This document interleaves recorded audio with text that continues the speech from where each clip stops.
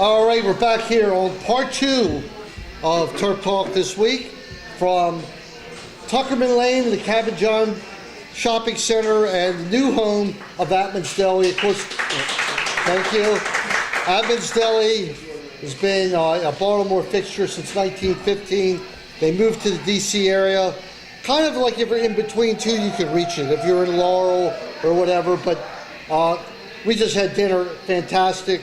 Corned beef, pastrami, potatoes, pickled onions, Dr. Brown's, whatever it is. The pickles are fantastic. Food's great here. I've been eating at Deli's for at Attman's for a long, long time, as my physique will attest to, right, Don? Well, as I said, I've lived down here in Montgomery County since I went to the Sun in 1985, and really we've moved here very close to where it was.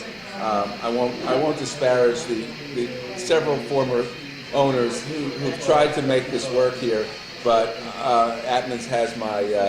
I don't live far right now, so I know I will be here again. Yeah. Vote of confidence. Well, there just isn't this kind of food in the D.C. area. Right. It's hard to find good deli, and this is beyond good deli. Right. Without question.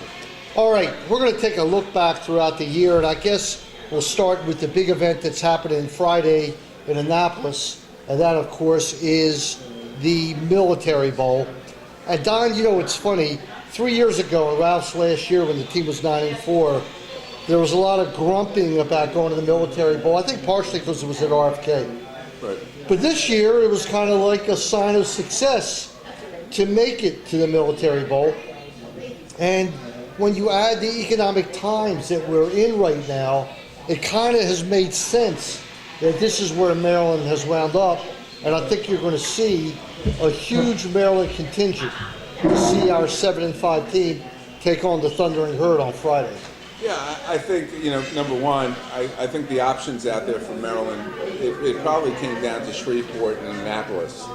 I've only been on the tarmac of the airport in Shreveport on my way to covering the game in Dallas, and I don't want to talk. That was an interesting experience. I showed up in the third quarter of a Redskins Dallas season opener because my plane was late. But Annapolis I go to a lot. I cover Navy football for the Sun. It's one of the best venues. It's a great venue. It's a great venue. It's a great venue. And again, RFK, obviously we know, has seen better days. The press box from a press standpoint will be heated as opposed to RFK. The fans, will have a great experience in and out of the game. I know Steve Beck pretty well. They're going to do a great job. I know they talked about having a parade. They've talked about doing some sort of fan jam thing. And it'll be a fun day. And again, as you said, with Maryland football, I mean, this has been a long 3-year stretch to get back to a bowl game. I mean, last year they probably would have gone if they didn't have all the injuries at quarterback and would have made it. And, Military Bowl obviously is not where they want to be, in 5 years, but it's a start, And it's a start where in a 7-5 kind of season, that the Maryland fans will go to. It's not going to break the bank to go there. They would have gone to the Pinstripe Bowl. They might have traveled to one of the Florida Bowls. But this one, there's no excuse not to be there. Right, and also I asked this to Steve Beck last night on the conference call. The fact that Maryland finished the season strong with 2 road wins, especially the Virginia Tech win, which really got them made them bowl eligible. At least they didn't back into a bowl. They're coming in. C.J. Brown is playing some of the best football of his career. I've been critical of his play over his 2 or 3 years as a regular, as a starter, and he's shown me the last month of the season that he's a tough kid. He's gotten knocked out of him a lot, and he's come back. And he made some big plays in the Tech game. With his Independence Bowl back then, backed by Poole and Weed Eater. That was a lot of fun, and we got tied by Louisiana Tech at 34. So I'm happy to be in Annapolis. Didn't really want to go back to Shreveport. We played Marshall, who had they beat, I guess they played Houston a couple weeks ago, and if they won that game, they win their conference. So we're getting a number 2 team out of that conference. And Maryland, I guess, got lucky with the 8th seed. having the Military Bowl want Maryland and getting Boston College to go down to the Independence Bowl. So it really did work out in our advantage. You know, we talk about CJ and his season this year. The targeted cheap hit from Florida State, Jacoby McDaniel, I think that's his name, hurt Maryland bad. Now that's, you know, I'm not making excuses, but here's Randy. You lose Diggs, you lose Long, and it wasn't like last year. It's not like losing every quarterback. But had CJ been able to play through, it could have been an 8 or 9 win season. Oh, I mean, Randy and I have had our differences over the years. I did write at the beginning of the year that they're capable of winning 7 or 8 games if they stayed healthy. Before that game, I said to somebody, you know, as long as they come out of that game healthy, they're going to lose. They're not beating Florida State, and as it nobody back, is, nobody was close. including Michigan. Clemson, Auburn, including Auburn. Well, I don't know about that, but Clemson didn't come close to them. So, and they're a BCS team. So, you know that they're going to win that game. That injury set them back tremendously. Not only did it set him back from the fact that he was out, when he came back, he was not the same quarterback Without for about question. 3 weeks. He was gun shy. He did not have the same. It finally took him. It took him to the Virginia Tech game. He made a great run on the sideline, and he got clocked. And he got up, and it was like, oh, okay, I can take a good hit. And from that moment on, from that one run in the Virginia Tech game where he got hit on the sideline pretty hard, he has been and that was the first, I think that might have been the first down they made that day. He's been a completely different quarterback. Well, that game was one of the highlights of watching Maryland over the past 30 years, to go to Virginia Tech and beat them however it happened. Right. And ruin their season virtually. Yeah, no, I mean, Virginia Tech has had Maryland's number since it's been in the ACC. There was a infamous, famous game, depending on where you live, where Beamer had a sort of semi-apologize to Ralph at the end because they won like 59-3 or something like that. You know, it's been a rough, especially going down to Blacksburg. That for them to win that game, obviously the Syracuse game was tough. The BC game was tough. Maryland had some, games that they should have won, other games they should have won, but at least they're in a position now. Now, having said that, I think they, to keep this good feeling going, they can't go into Annapolis and get blown out by Marshall. And Marshall's a good team. Marshall's capable of it. I mean, they can average score. 43 points a game. They're number 8 in the country. I know these stats because Randy said them last night, and I remember what he said, not because I looked them up. Right. So I hope they're true. No, I'm sure they are, but they're a good team, and a team that scores a lot can give Maryland some problems. Sure. Right. Well, we do get one plus, which is Jeremiah Johnson, who's been out all year with a toe injury, should be back. He's one of the cornerbacks. You talk about losing the quarterbacks, that's one thing. We lost both starting corners. We lost our star rush end, who was at a breakout year, which is Cujo Virgil, and a lot of the linebackers didn't play for most of the season. And everybody's the 2 receivers. And the 2 receivers, we lost. Listen, lot. the key, you lose your playmaker. But that's all. That's water over the bridge. No excuses. 7-5. And I think the program is in the right direction. Maybe by the time this airs, we might have some decisions from Marcus Applewhite's supposed to let Maryland on know the soon. 13th. And Tabor and Prince are going to be in February, right? But they're going to give, Tabor's going to give Maryland the indication, but he's not going to announce until the Under Armour game. We also have Damian Prince. So if you bring in Prince, Applefield, is it Applewhite? Applefield. Don't ask Applefield. me because I don't. You don't I follow like recruiting. Maryland, no, I follow Maryland basketball recruiting. Okay, we're here with Don Markus I don't from the follow Sun. football recruiting too much. Well, anyhow, if you get Mazik, you get Derwin Gray back. If you get Brock Rubel or some other guys in that mix, you got one heck of an incoming offensive line class. That's and you the need most that important thing. for the Big Going Ten. into next year. That is clearly their number one priority, is getting an offensive line. I mean, because you need guys not only to protect CJ, you need guys to open holes. Their running backs are not bad. They really are some pretty talented kids.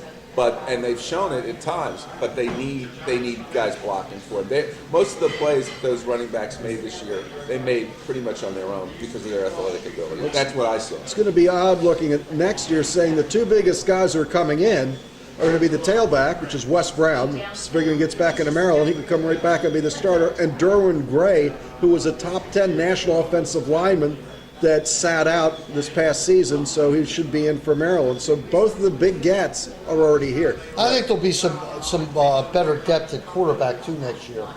I'm a Shane Cockrell fan. See, I've never seen him play. I heard he's a run He's first. a Tim Tebow kind of quarterback. Okay. Northern Illinois just went 13-1 with the same kind of guy. Okay. I have not seen him play, so it's hard for me to make a call on him. I think they need, as good as CJ has been at times. Does CJ come back? Oh, where is he going? Well, I don't know. Maybe this would be his 6th year. 6th year. This would be his 6th Yeah, year. I hope he comes the only back. place he's going is Canada. So, he's not an NFL quarterback. No, he might not be a Canadian quarterback Well, either. yeah, but I'm just saying he's not. Why not come back? Well, as you turn the clock to next year, I'm actually really excited already to go and watch these Big Ten football games. Maryland, the Big Ten, having Michigan come in, having Michigan State at Bird Stadium. It's just thrilling to me. I don't know if you're fired up enough about it yet. I used to cover national college football for the paper. I'm looking forward. I'm still in negotiations with my colleague Jeff Barker to see how many games I can. And I still cover. Next year Navy. I cover Navy football. Navy has some great. They play Ohio State at M&T Bank Stadium. They play Notre Dame at FedEx Field. They play Army in Baltimore. So they have some great local games. But Camp Randall has always been on my bucket list. I've been to the Big House. I've never covered a game at Ohio State, though. I've been out there for football stuff. So I'm looking forward to it. I still think it's going to be, as much as, and we've talked about this, as much as the Big Ten is not it was Ohio State and everybody else, and then Ohio State lost to a pretty good Michigan State team. It's still going to be an adjustment for Maryland and to play. Not only to play these teams, but to play in some of these venues, to play in the Big House. I remember a very good Bobby Ross team going out to Michigan in 1985, and there were a lot of deer in the headlight type of looks going into that stadium. That was the 20-0 game. Yes, I think so. Yeah. In fact, I remember Mike Litman's lead from that game. That's how bad it was pretty bad. Well, going down to Clemson all these years, in Death Valley, going to Florida State, there's never been a picnic for this team. No, but it's different, and they're also going to be playing. They're going to have to change. Maryland has played for. There obviously have been some bad weather games in November. I remember that game, maybe it was even late October a couple of years ago where it snowed at Bird Stadium. The Boston College Right, game, yeah. Right. But that's also going to be an adjustment to playing in the Midwest in November and If you wear those white op uniforms in a blizzard, you couldn't even see Maryland. There's my uniform pitch for the show. Let me say this, all right, and I talked with Don about this before. I do not fear the Big Ten even a little bit. I fear maybe a team like Wisconsin with 300-pound linemen. All right, maybe that would be a. But I've seen the Big Ten teams go to the bowls and fold up like accordions sometimes. Yeah, no, maybe it's again, I have not covered national college football in a few years. I watch a lot of SEC football. It's clearly not the SEC. Maryland's not going to the SEC. No. So listen. I think you may be right, but I think that they have to get linemen. I think they have to get a top shelf going forward after CJ. I think CJ's, I have a lot of respect for what that guy has done and hanging in there through the injuries and everything like that and winning a couple of big games this year. But they have to get a big-time quarterback in the program to push it forward to the next level, to where you're, I don't think they'll ever compete with Ohio State. Nobody does in that conference, Well, really. Michigan State beat them the other day, so I guess you can say they do. This year. So the game's on Friday. Friday, 2:30 in Annapolis. So you see a big Maryland crowd and a win for the Terps? Do I see a big Maryland crowd? I think it'll. I think that they hope that they don't get like 5 inches of snow, because I don't think Maryland fans are the diehards that will come out to watch that team play. So hope for a balmy 38 degrees and sun and yeah. I think that Maryland has a chance to win. I have no idea because I've never seen Marshall play. So. Well, I have seen Marshall play, and they move the ball, and they move it up and down the field. However, Maryland will move the ball against them. Right. And so we're looking at a game that I would think, weather permitting, if the weather's good, a game that will be in the 40s maybe. Well, and that's going to be a lot of fun. If the temperature's in the 30s and the game's in the 40s, Right. it'll be a great day. We'll all be happy. And with that, we'll wrap up this segment, a preview of the game, a review of the football season. Don Markus, thanks a lot for coming in. This is Bruce Posner. We'll be back in a few minutes here on TerpTalk on CBS Sports.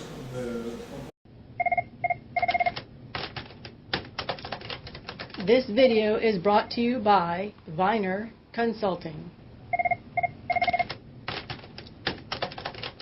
This video is brought to you by Viener Consulting.